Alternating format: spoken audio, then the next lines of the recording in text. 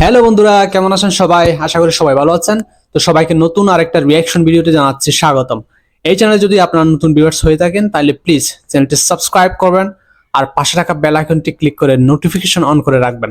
তো আজকে আমরা Indian air force versus Pakistan air force, এই দুই সুপার পাওয়ারের এয়ারফোর্সের একটা কম্পারিজন ভিডিও দেখব, হিন্দিতে যদিও, বাট সমস্যা হবে না, হিন্দি বুঝি। এই দুইটা দেশের এয়ারফোর্স নিয়ে কিন্তু বর্তমানে প্রচুর পরিমাণ চর্চা চলতেছে। অনেক সময় আমরা নিউজ দেখতে পাচ্ছি যে পাকিস্তান চায়না থেকে 5th জেনারেশন এয়ারক্রাফট পেতে চলেছে। তো যার কারণে ইন্ডিয়াও কিন্তু বর্তমানে চেষ্টা চালিয়ে যাচ্ছে কিভাবে পাকিস্তানের এয়ারফোর্সের সমান হতে পারে। ওনারাও কিন্তু প্রচুর পরিমাণে চার্জিং এ আছে কিভাবে 5th জেনারেশন ফাইটার জেট কেনা যায় বা বানানো যায়। অলরেডি ইন্ডিয়া তাদের 5th জেনারেশনের যে প্রজেক্ট ওইটা রিভিল করেছে পুরো বিশ্বের সামনে। যদিও এটা এখনো লেভেল 1-এ আছে, আমি মনে করি এখনো অনেক পথ পাড়ি দিতে হবে। এরপরে ওরা নিজেদের একটা আগ্রহ প্রকাশ করেছে এটার মাধ্যমে। তো চলুন আজকে এই দুইটা দেশের এয়ারফোর্সের ডিফারেন্টটা একটু দেখে আছে। যদিও অনেক আগের ভিডিও, লেটেস্ট কোনো ভিডিও না থাকার কারণে এই ভিডিওটা দেখতেছি। আশা করি ভালো তথ্য পাবো এখান থেকে। চলুন শুরু করে, let's go. 1 2 3। Hey guys, welcome to news T code. Britain के प्राइम मिनिस्टर विंस्टन चर्चिल के द्वारा वर्ल्ड वॉर 2 के दौरान एक बहुत फेमस लाइन बोला गया था, air superiority is the ultimate expression of military power. आज इस वीडियो में हम एक इन डेप्थ कंपैरिजन करेंगे इंडियन एयरफोर्स और पाकिस्तान एयरफोर्स के बीच में, और डीकोड करेंगे कि कौन से एयरफोर्स के पास एयर सुपीरियरिटी मौजूद है साल 2023 में। अच्छा, कौन डोमिनेट करेगा आसमान को। तो वीडियो को लास्ट तक जरूर देखिएगा, तभी आपको एक कंप्लीट पिक्चर मिल पाएगा। तो अगर इंडियन एयरफोर्स के बारे में बात करें, इंडियन एयरफोर्स दुनिया का चौथा सबसे बड़ा एयरफोर्स है, जिसमें लगभग 1,70,000 एक्टिव और 1,40,000 সৈন্যের দিক দিয়ে 4 নম্বরে আছে পুরো বিশ্বে ইন্ডিয়ান এয়ারফোর্স।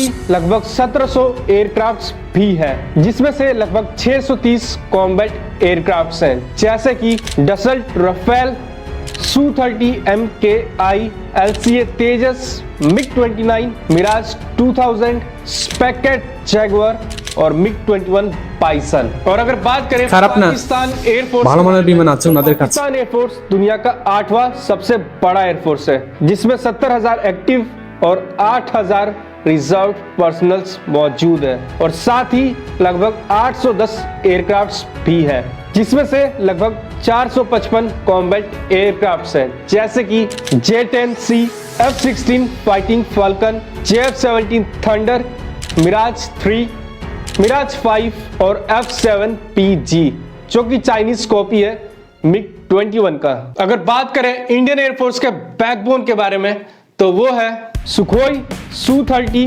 MKI, जो कि twin engine multi role air superiority fighter jet है, और 260 के नंबर में इंडियन एयरफोर्स के साथ मौजूद है, जो कि इंडियन एयरफोर्स के टोटल कॉम्बैट एयरक्राफ्ट का लगभग 40% है। और अगर बात करें पाकिस्तान एयरफोर्स के बैकबोन के बारे में, तो वो है JF-17 थंडर, जो कि एक single engine multi role combat एटाई पाकिस्तानेर बैकबोन ताहले 138 के नंबर में पाकिस्तान एयरफोर्स के साथ मौजूद है, जो कि पाकिस्तान एयरफोर्स के टोटल कॉम्बैट एयरक्राफ्ट का लगभग 30% है। और अगर हेड टू हेड कंपैरिजन करें Su-30 MKI और JF-17 थंडर के बीच में, तो Su-30 MKI एक अलग ही लेवल का मशीन है, जिसका maximum take off weight JF-17 thunder से 3 गुना ज्यादा है, और इसमें 12 हार्ड पॉइंट्स है, जबकि JF-17 थंडर में सिर्फ 7 हार्ड पॉइंट्स मौजूद हैं। और इसके अलावा Su-30 MKI +9G के लिमिट्स तक को सस्टेन कर सकता है, वहीं JF-17 थंडर सिर्फ +8G तक ही सस्टेन कर सकता है। और अगर वेपन कंपैरिजन करें Su-30 MKI और JF-17 थंडर का, तो Su-30 MKI में हाल ही में इंडिजिनस अस्त्र mark 2 beyond visual range missile को इंटीग्रेट किया गया है, जिसका रेंज 160 किलोमीटर है। वहीं अगर बात करें JF-17 थंडर का, तो उसका सबसे अच्छा बियॉन्ड विजुअल रेंज मिसाइल है PL-15E, जिसका रेंज 145 किलोमीटर है। और अगर Su-30 MKI के एयर टू ग्राउंड मिसाइल का बात करें तो उसके लिए ये कैरी कर सकता है ब्रह्मोस सुपरसोनिक क्रूज मिसाइल, जिसका रेंज 450 से 500 किलोमीटर तक का है। वहीं अगर बात करें JF-17 थंडर के सबसे अच्छे एयर टू ग्राउंड मिसाइल का, तो वो है चाइना का HD-1A, जो कि एक सुपरसोनिक क्रूज मिसाइल है, लेकिन इसका रेंज सिर्फ 290 किलोमीटर का है। এই দিক দিয়ে পাকিস্তান পিছিয়ে আছে ইন্ডিয়া থেকে। रेडिएशन मिसाइल का बात करें तो उसके लिए इसमें लगा है तेसी Rudram mark 1 anti radiation missile, जिसका रेंज 150 किलोमीटर का है। और अगर JF-17 थंडर के एंटी रेडिएशन मिसाइल का बात करें तो इसमें लगा है चाइनीज LD-10, जिसका रेंज পুরোটাই Chinese dependent, China dependent. Indian air force के लेटेस्ट फाइटर जेट का तो वो है डसॉल्ट राफेल, जो कि 4.5 जनरेशन का twin engine omni role fighter jet है। और आज के समय ये सबसे एडवांस 4.5 जनरेशन फाइटर जेट है, जिसका इलेक्ट्रॉनिक वॉरफेयर सूट स्पेक्ट्रा बहुत ही ज्यादा एडवांस है। इसका RCS भी काफी ज्यादा कम है और साथ ही ये 5th जनरेशन फाइटर जेट की तरह सुपर क्रूज भी कर सकता है। और अगर बात करें पाकिस्तान एयरफोर्स के लेटेस्ट फाइटर जेट का तो वो है चेंगडू J-10C, जो कि 4.5 जनरेशन का single engine multi role fighter jet है। और ये पाकिस्तान के पास जो F-16 का वेरिएंट है उनसे काफी ज्यादा एडवांस है। এটাও তাইলে 4.5 জেনারেশনের, মানে ইন্ডিয়াকে টেক্কা দেওয়ার মতো রাফালকে। तो ये एयरक्राफ्ट राफेल के सामने नहीं टिक सकता। तो ओवरऑल अगर बात करें फाइटर जेट्स का, तो चाहे वो नंबर गेम हो या फिर टेक्नोलॉजी, दोनों ही मामले में इंडियन एयरफोर्स को आज के समय एज है और दोनों ही मामलों में इंडियन एयरफोर्स डोमिनेट करता है पाकिस्तान एयरफोर्स को। इसके अलावा अगर ट्रेनर एयरक्राफ्ट का बात करें, जो कि किसी भी एयरफोर्स का एक अहम हिस्सा होता है ताकि पायलट्स को अच्छा ट्रेनिंग दे सके और ट्रेनर एयरक्राफ्ट पायलट बना सके, तो इंडियन एयरफोर्स के पास लगभग 350 से भी ज्यादा ट्रेनर एयरक्राफ्ट मौजूद है, जैसे कि पायलटस PC-7, पिपिस्ट्रल ATG, এগুলো ট্রেনিং এয়ারক্রাফট, HL किरण, BAE हॉक और कुछ नंबर्स में MiG-29, स्पेक्टर जैगुआर और MiG-21 का भी ट्रेनर वेरिएंट मौजूद है। और इसके अच्छा अलावा फाइटर जेट दिएও ट्रेनिंग করায় তাইলে। के नंबर में देसी STT-40 ट्रेनर एयरक्राफ्ट का ऑर्डर भी दिया गया है। और वहीं पाकिस्तान एयरफोर्स के पास लगभग 260 ट्रेनर एयरक्राफ्ट मौजूद है, 100 কাছাকাছি কম ভারত থেকে। K-8 T-37 ट्वीट और MFI-17 मुशक्शक। अब अगर बात करें गनशिप या फिर अटैक हेलीकॉप्टर्स का, तो इंडियन एयरफोर्स के पास कई तरह के अटैक हेलीकॉप्टर्स हैं, जिसमें स्वदेशी और विदेशी दोनों ही तरह के गनशिप्स मौजूद हैं, जैसा कि American AH-64 Apache, Russian Mi-24, स्वदेशी HL प्रचंड और HL रुद्रा, जो कि टोटल 57 के नंबर মানে में বিদেশি আর স্বদেশি মিলেই एडिशनल अटैक हेलीकॉप्टर प्रचंड সাজাইছে।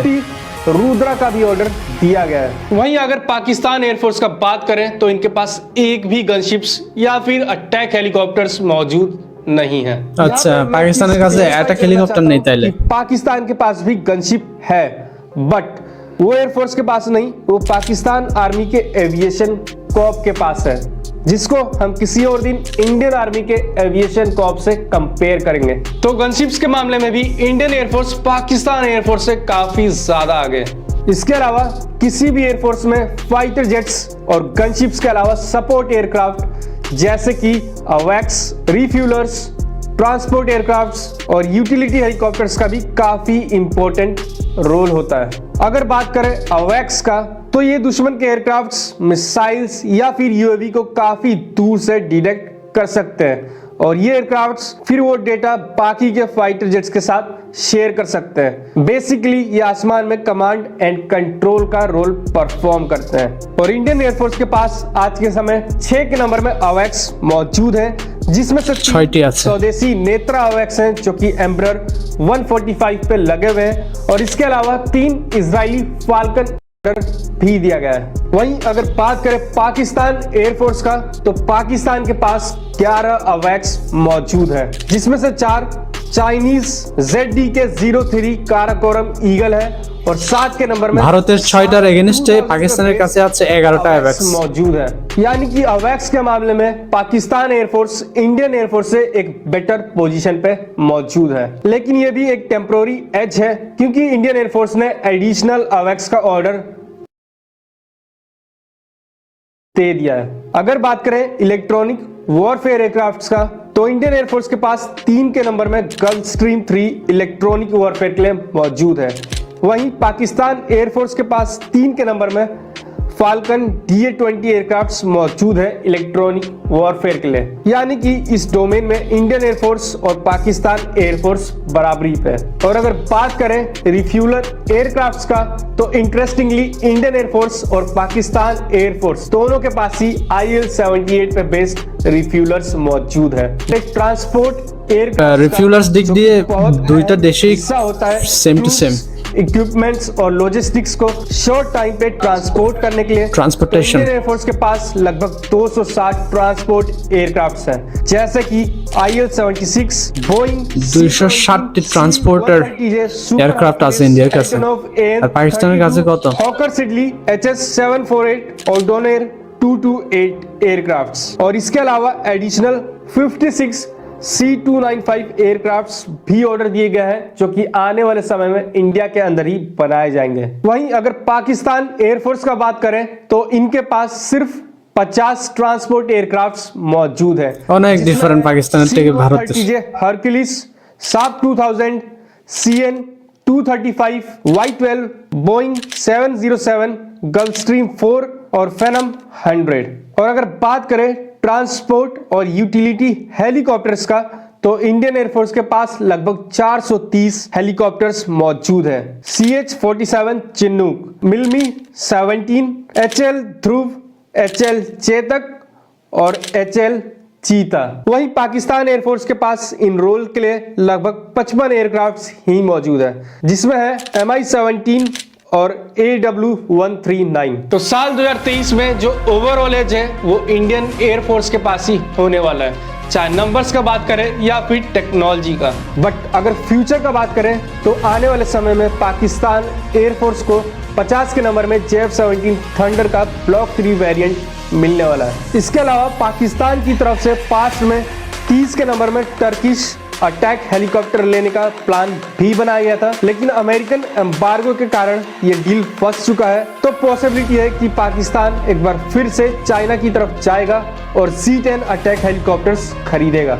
इसके अलावा पाकिस्तान एयरफोर्स की तरफ से आने वाले समय में एडिशनल ऑर्डर दिया जाएगा J-10C का, बट उसका क्वांटिटी क्या होगा ये फिलहाल कह पाना थोड़ा मुश्किल है। और अगर बात करें इंडियन एयरफोर्स के फ्यूचर एक्विजिशन का तो आने वाले समय में इंडियन एयरफोर्स को 73 के नंबर में तेजस मार्क 1A मिलने वाले हैं।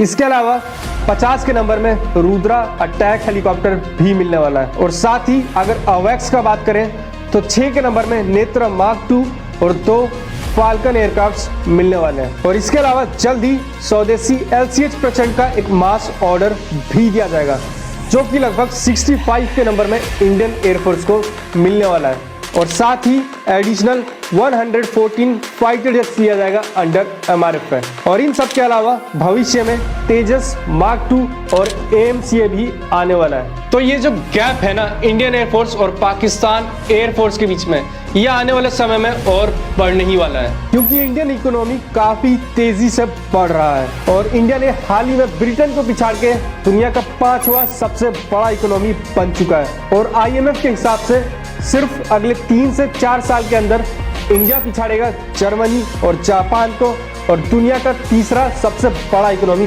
बन जाएगा। यानी कि इंडियन डिफेंस बजट और इंडियन डिफेंस मॉडर्नाइजेशन भी उसी प्रोपोर्शन में बढ़ता रहेगा। तो इस वीडियो में इतना ही गाइस, जाने से पहले इस वीडियो को लाइक जरूर कीजिएगा और साथ ही चैनल को सब्सक्राइब कर लीजिएगा। এক কথায় যদি বলি তাইলে এই দুইটা দেশের মধ্যে ইন্ডিয়ান এয়ারফোর্স এগিয়ে আছে অনেক দিক দিয়ে। পাকিস্তান এখনো ইন্ডিয়ান এয়ারফোর্স থেকে মোটামুটি অনেক পিছিয়ে আছে। তো এই গ্যাপ ভবিষ্যতে আরো বাড়বে, কারণ আসলে এই দুইটা দেশের অর্থনৈতিক কন্ডিশন একদম আকাশ পাতাল তফাৎ। যেখানে ইন্ডিয়ার বর্তমানে পজিশন হচ্ছে 5 নম্বরে, মানে বিশ্বের সবচেয়ে বড় অর্থনৈতিক দেশ হিসেবে 5 নম্বরে অবস্থান করতেছে ভারত। আর পাকিস্তান কত নম্বরে আছে আমি জানি না, তবে এটুকু শিওর হতে পারি, সেটি হচ্ছে ভারতের নিচেই থাকবে পাকিস্তান। তো অর্থনীতি একটা বিশাল ব্যাপার, যার অর্থনীতি যত বড় সে তত বেশি ডিফেন্সে খরচা করতে পারবে। ইন্ডিয়া অবশ্যই ডিফেন্স বাজেটের দিক দিয়ে পাকিস্তান থেকে অনেক এগিয়ে আছে, সেই জন্য ভবিষ্যতেও ইন্ডিয়া এগিয়ে থাকবে পাকিস্তান থেকে। এরপরেও বর্তমানে এই দুইটা দেশের এয়ারফোর্সের শক্তি নিয়ে নানান ধরনের কথাবার্তা চলতেছে। পাকিস্তান নাকি চীন থেকে 5th জেনারেশনের ফাইটার জেট পেতে চলেছে, আর ভারত চেষ্টা করতেছে রাশিয়া এবং যুক্তরাষ্ট্র থেকে। তো দেখা যাক কোন দেশ আগে 5th জেনারেশন ফাইটার জেটের মালিক হতে পারে।